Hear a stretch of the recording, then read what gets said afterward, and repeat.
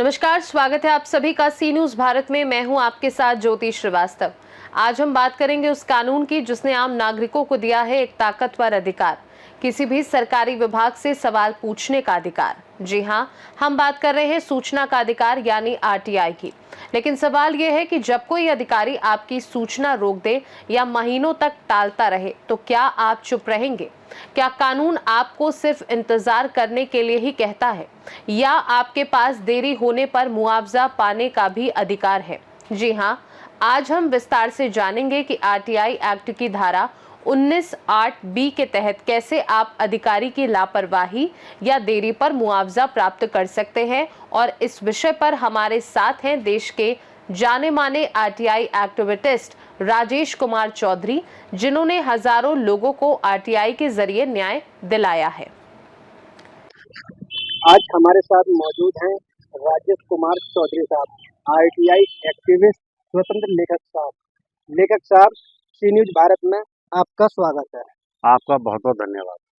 आज हम बात करेंगे आरटीआई एक्ट के तहत क्षतिपूर्ति की मांग कैसे करते हैं। देखिए, बहुत ही महत्वपूर्ण प्रश्न आपने आज मुझसे किया। बहुत से आरटीआई आवेदक मुझसे कई बार पहले ये प्रश्न पूछ चुके थे, मगर समय के अभाव के कारण मैं उन्हें जवाब नहीं दे पाया था। आज आपने ये प्रश्न पूछ लिया, बहुत अच्छा कार्य किया। देखिए, आरटीआई एक्ट 2005 की धारा 19(8)(b के तहत कोई भी आरटीआई आवेदक क्षतिपूर्ति की मांग कर सकता है। अब प्रश्न उठता है कि क्षतिपूर्ति और अर्थदंड में क्या अंतर है। बहुत से आवेदक पूछते हैं कि बताइए क्षतिपूर्ति और आप उसमें अर्थदंड में क्या अंतर है। बहुत से आवेदक समझते हैं कि क्षतिपूर्ति और अर्थदंड एक ही चीज़ है, लेकिन ये दोनों ही चीज़ें एक दूसरे से पूरी तरह भिन्न हैं। देखिए, क्षतिपूर्ति क्या होती है। क्षतिपूर्ति ये होती है कि जब कोई भी आरटीआई आवेदक निम्नानुसार किसी जनसूचना अधिकारी से सूचना मांगता है और वो सूचना उसे 30 दिवस के भीतर नहीं मिलती है, तो वहाँ से उस आरटीआई आवेदक का शोषण होना शुरू हो जाता है, क्योंकि सूचना देने की समय अवधि जो है वो आवेदन प्राप्ति से 30 दिवस के भीतर है। अब नहीं मिली हमारे लिए तो हमारा मेंटल स्ट्रेस हुआ। हम पीड़ित, हाँ 1 महीना कह सकते हैं, लेकिन 30 दिन कहेंगे, क्योंकि महीना 31 का भी होता है और 29 का भी होता है, 30 का भी होता है। तो इस तरह से 30 दिन का इसका जो है समय काल रखा गया है। मगर बहुत से जनसूचना अधिकारी 30 दिवस में जनसूचना उपलब्ध नहीं करा पाते हैं। तो ऐसी स्थिति में वहाँ से उस अवधि के बाद से जो आरटीआई आवेदक है जिन्हें जो आरटीआई फाइल कराई है उसका मानसिक शोषण होना शुरू हो जाता है। इस प्रकार वो क्षतिपूर्ति मांगने का अधिकारी बन जाता है। क्यों बनता है? क्योंकि उसको अपेक्षा है कि मुझे 30 दिन में सूचना मिलेंगी, नहीं मिली तो एक मानसिक दबाव बनता है, उसका शोषण होता है। उसके बाद वो उसकी प्रथम अपील करता है।